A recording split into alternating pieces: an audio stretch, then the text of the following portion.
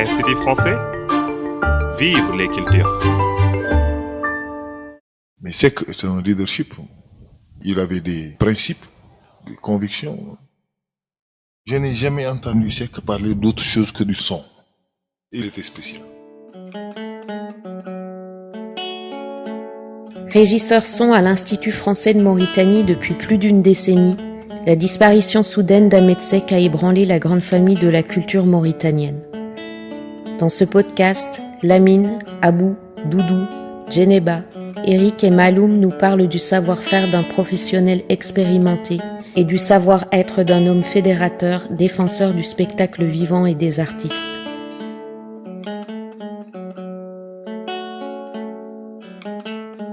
On a beaucoup ri et un peu pleuré pendant ces interviews.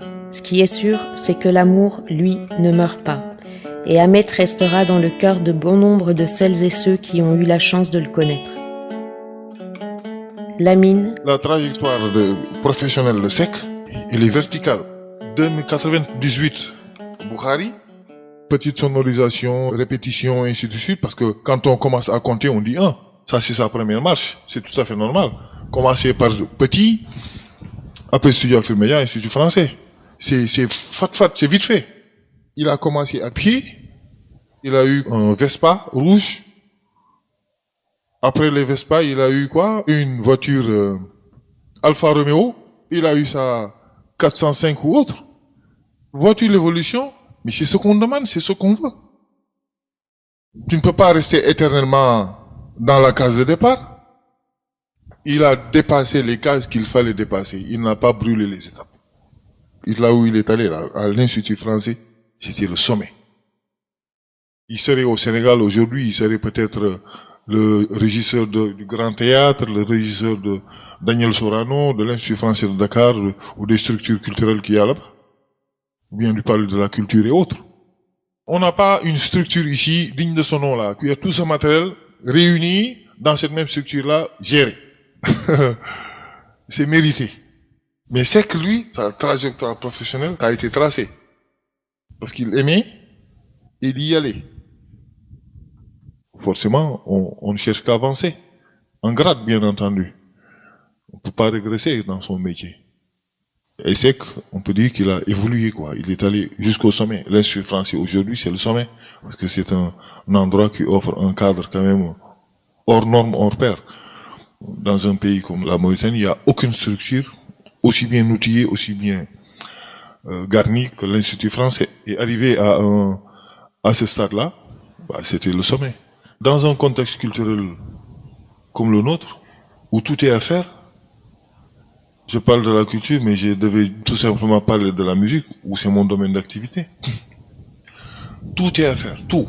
On n'a pas de technicien. Nous sommes tous des autodidactes, y compris Seck. À un moment donné de notre vie professionnelle, on s'est rendu compte de l'utilité, la nécessité d'aller se renforcer. On a voyagé un peu, on a vu ce qui se passait, on a su qu'il fallait se mettre aux normes, obligatoirement, et il fallait répondre à certaines exigences. Seck en faisait partie, il était conscient de ça. C'est pour ça qu'il prenait beaucoup de stagiaires. Doudou. Ahmed, on s'est rencontrés l'année dernière. Je venais de finir ma formation au Sénégal. Je suis rentré et j'ai décidé de faire un stage. J'ai déposé au niveau de l'IFM. Il a récupéré mes dossiers et il m'a appelé directement. On a discuté, il m'a posé quelques questions. Il m'a demandé je faisais quoi comme son. Je lui ai dit que je fais du spectacle vivant et tout. Et après, il m'a donné rendez-vous à l'IFM. Je suis venu, on s'est rencontrés, on a échangé, on a bien discuté. On a passé 2 mois ici. On a fait plein de festivals ensemble ici. Abou. Ahmed, c'était un professeur pour commencer. Parce qu'aujourd'hui, quand je connais beaucoup de choses, les branchements câbles, je les connu grâce à Ahmed Seck. Si je connais le mixeur, c'est grâce à Ahmed Seck. Numérique, je l'ai jamais vu, c'est grâce à Ahmed Seck. Si je connais les façades, les retours, c'est quoi les branchements d'un orchestre, c'est grâce à Ahmed Seck. Donc ça, c'est Ahmed Seck, mon professeur d'abord. C'est pas une formation directe où j'ai participé dans cette formation. Non, non, non. Pour moi, c'était chaque jour. Je viens à l'institut quand je veux, je vais savoir ce que je veux savoir. qu'il était dans une dynamique de rendre service, former, c'est rendre service aussi. Mettre en pratique la formation, c'est rendre service. Mettre dans de bonnes conditions les formés, les récipiendaires, pour qu'ils puissent épouser leur nouvelle vie professionnelle. Il était dans cette dynamique-là. Il formait beaucoup. Et qui savent aussi aujourd'hui manipuler la table numérique, faire le backline, lire une fiche technique, monter la scène. Malheureusement, il n'est plus là. Quelle que soit la scène faite ici en Mauritanie, on ne peut pas faire cette scène sans parler de SEC. Impossible. C'est un incontournable. Ne serait-ce que le consulter, prendre son avis, ça c'est incontournable. Et donc ça veut dire qu'il est arrivé à un stade où ce n'est plus le maniement de la table de mixage, le maniement des câbles et autres. C'est l'expérience qui parle, c'est la personne qui connaît la scène un peu, qui peut donner son avis, qui peut donner des directives, des recommandations logiques.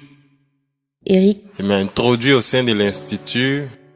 Il m'a aidé vraiment à créer ce spectacle L'Homme Polyvalent. C'était un rêve aussi de pouvoir faire un spectacle en solo. J'avais une vision depuis fort longtemps de pouvoir présenter à long à large tous mes domaines au niveau de la flûte, de la danse contemporaine africaine, de la peinture, bâtiment en même temps, on peut dire du balafon, de la percussion. C'est lui-là même qui m'a fait ressortir pour me donner réellement la face cachée, pour dire non, ne cache pas ça.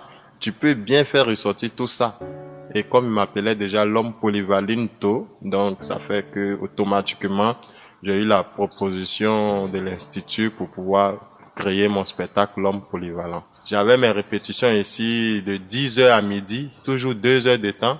Mais Ahmed était là toujours avant 10 heures. Il avait déjà mis la musique en place, tout ça. Il m'appelait, Eric, sois concentré, ne sois pas trop stressé de toutes les manières. J'ai confiance en toi. Je sais que c'est un spectacle qui va être le plus grand spectacle parmi ceux du contemporain que tu es. Sa confiance ne se décrit pas parce que s'il y avait un mot plus grand que la confiance, j'allais dire ce mot-là. Mais tant que tu n'es pas sur le mur, tu peux pas savoir si tu es un bon maçon ou pas. Mais quand tu crées ton spectacle, c'est compliqué parce que tu as tout un monde autour de toi, tu es dans tes créations musique, tes créations de scènes chorégraphiques, la scénographie par-ci, par-là, comment diriger les lumières. Donc parfois, Ahmed me disait, Eric, tu es un artiste parce que nous avons eu plusieurs personnes qui sont venues faire des créations ici, mais au cours des répétitions, ils avaient toujours des discussions parce qu'ils étaient stressés, ils avaient toujours des problèmes avec leurs collègues en train de crier par-ci, par-là. Mais toi, Eric, tu es resté comme tu es. Et je lui disais, si je suis resté comme je suis, c'est grâce à toi. Parce que tu ne cessais jamais de m'appeler à côté pour me dire, bon, Eric, il faudrait que tu sois comme ça, il faudrait que tu fasses ça. Je peux pas tout expliquer, mais il m'a aidé. S'il ne te connaît pas, il ne te contredit pas. Il ira à ton sens, mais tout en te montrant ce qu'il faut faire réellement, quoi, pour ne pas se casser la gueule, quoi. Excusez-moi du terme. Ahmed Seck, c'est la première chose qu'il nous a dit. Vous pouvez mettre en place un label. Car vous êtes un label, vous êtes créatif. Et nous, on savait qu'on n'était pas créatif. Mais Ahmed Seck nous poussait à être créatifs. On a fait des spectacles où, moi, aujourd'hui, quand je regarde les vidéos de ces spectacles, moi, je ne crois pas que si Ahmed n'était pas là, qu'on pouvait faire ça. Donc, si aujourd'hui on est connu pour certains de nos spectacles, c'est grâce à Ahmed Seck. Sérieusement. Il nous poussait à fond, à fond. Des fois, il m'énervait trop, mais après moi, je sais qu'il le fait parce qu'il veut qu'on fasse bien les choses. Djeneba, Attachante et chiante à la fois. Ça, c'est moi. Mais lui aussi, il pouvait être attachant. Parce que parfois, il pouvait vraiment m'énerver quand il savait que j'étais énervée. Il a rajouté une couche pour que j'arrive au sommet et que je recommence ensuite par baisser. Mais on se fâchait jamais. Et puis, je pouvais avoir toutes les idées farfelues du monde. Il me disait toujours, c'est possible, et il rajoutait une couche. Et pour moi, aujourd'hui encore, que Dieu me pardonne, je m'attends toujours à ce qu'il déboule avec son sourire et qu'il me fasse une tape pour qu'il me dise, hey, j'arrive. Ou bien je suis fâché contre toi. Mais c'était toujours dans le jeu et dans le rire. C'était plutôt ça notre relation. Mais avec beaucoup de compréhension et surtout énormément de soutien. Tout ce que j'ai pu imaginer, en général, les gens te disent non, c'est difficile, c'est compliqué, est-ce que c'est possible ici? Lui, tout ce que je pense, plus c'est un défi, plus c'est haut, plus ça fait peur, plus il est partant. Quand je lui ai dit, on fait dimension femme sur le ring et on installe un ring de boxe, mais il avait le sourire jusqu'aux oreilles. Il a dit yes, on va faire un ring de boxe.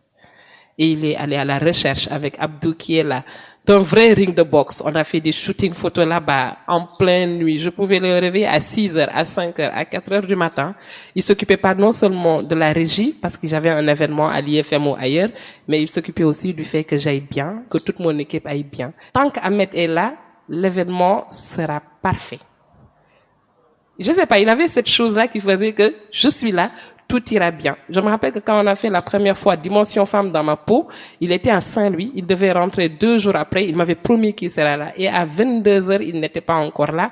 Et on disait, il manque un morceau de truc comme ça, on doit installer la scène comme ça. Et Ahmed est arrivé, il a dit, va porter tes habits et reviens. 30 minutes après, tout était parfait.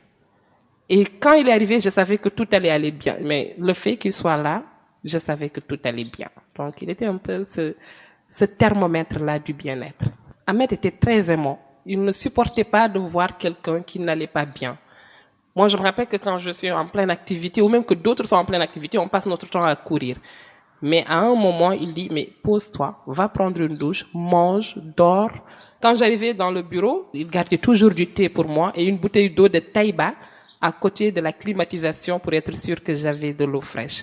Et je l'ai vu aussi avec sa femme, il en parlait, mais tout le temps. Avec ses enfants, il en parlait, mais tout le temps. Il était aimant et pas qu'avec moi, quoi. C'était sa nature. Il n'aimait jamais me voir pensif. Il aimait toujours me voir joyeux parce que lui-même, il savait quand même que, étant étranger ici, en Mauritanie, il voulait jamais me voir seul. Et toujours il me disait, Eric, non, Eric, arrête toujours d'être pensif. Je dis, non, je pense à mes créations, à tout ce que j'ai en moi, la peinture, la danse, la musique, etc. Il me dit, écoute, la terre, c'est pour les hommes. Hein. Voilà, que tu sois en Europe, que tu sois en Asie, en Amérique, en Afrique, la terre appartient à tout le monde. Donc, sois chez toi, quoi. Donc, en tout cas, on se taquinait, il était chic, intéressant. Au sein de l'Institut, il m'aidait beaucoup. Psychologiquement, moralement, il me donnait des conseils. C'était un grand frère à moi, en tout cas. Hormis le travail, hormis la danse, la musique, il m'appelait de temps en temps pour avoir de mes nouvelles. En tout cas, il était comme une famille pour moi arrivé à un certain moment, quoi. Le premier jour que je suis venu ici, il m'a fait sortir tout le matériel, tous les haut-parleurs, et il m'a dit de faire l'entretien, de souffler, de nettoyer. Lui, il faisait tout le temps ça. Il faisait tout le temps nettoyer ses matériels, sa voiture. Tout était clean autour de lui, en fait. S'il était là, ce désordre-là, ça n'aurait pas eu lieu. Ouais, il n'accepte pas ça. C'est qu'il aimait beaucoup astiquer la voiture. Il aimait nettoyer la voiture. La voiture, elle est 24 heures sur 24, nickel, propre. On pouvait dire de sa personne, c'était rien du tout, mais tout ce qu'il avait, ça reflète le bien, quoi. Mais effectivement, il était très modeste dans ce qu'il faisait. Toute raison gardée, quand il y allait, quand il faisait une intervention, il fait ce qu'il a à faire et il se retire. Fait la part des choses, il ne cherche pas à se montrer, et ainsi de suite. J'ai une fois ou deux fois cherché à l'amener sur scène pour parler. Il n'a pas pu monter sur scène. Et pourtant, il monte de temps en temps, vite fait, brancher un câble, régler un truc et descendre. Mais le faire monter sur scène et prendre le micro, parler, ça c'est difficile.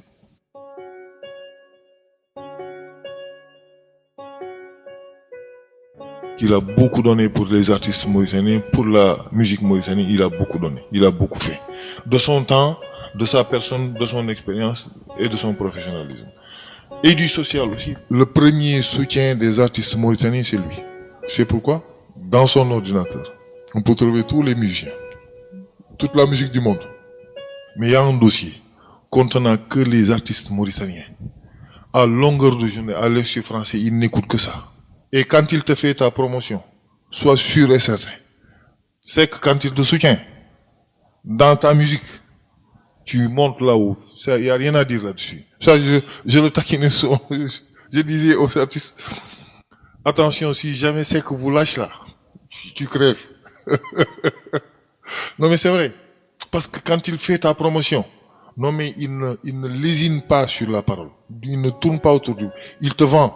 S'il y avait 2 personnes comme Ahmed en Mauritanie, les artistes de la Mauritanie allaient être les plus heureux sur terre. Il partageait sa propre vie à des personnes. Il partageait des instruments des personnes à des personnes. il partageait ses connaissances à des personnes, il mettait des personnes en relation avec des personnes.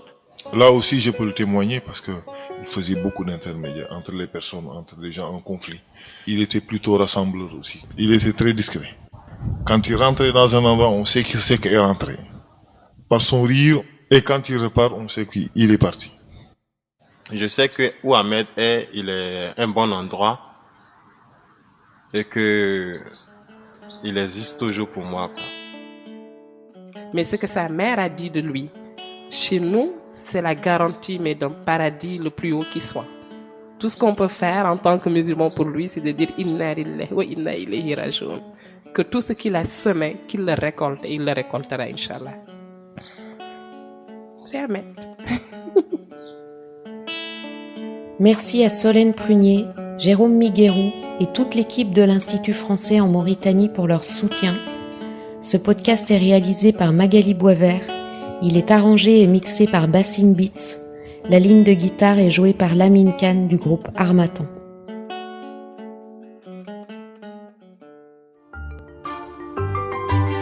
Institut français, vivre les cultures. Maloum. Chaque matin, s'il vient, il me taquinait en écoutant de la vieille musique. Il dit, toi là, vraiment, toi, je sais que bientôt, madame va te renvoyer de la maison. Parce qu'avec ta musique que tu écoutes, tu es ancien, toi. À chaque fois, il me taquinait comme ça. Si on parle de Ahmed sans parler de Djambedjen, on n'aura rien dit. Gardez juste Djambedjen. Ceux qui comprennent, comprendront.